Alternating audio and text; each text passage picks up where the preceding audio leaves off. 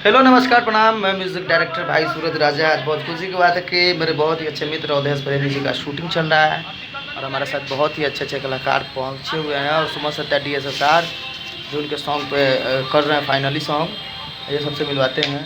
ये हमारे मित्र हैं संजय जी, हमारे मित्र जलंधर जी, सभी लोगों से मैं आपको मिलवाता हूँ। कैसे कैसे शूट चल रहा है ये दिखाते हैं।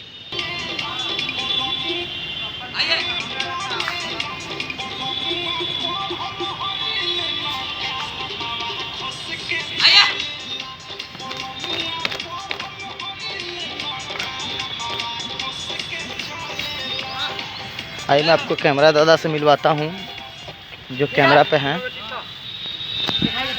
आइए मिलवाता हूँ जो कैमरे पे है, जो कैमरा ऑपरेट कर रहे हैं उनसे मिलवाता हूँ। देखिए ताकि पूरा टीम है। ठीक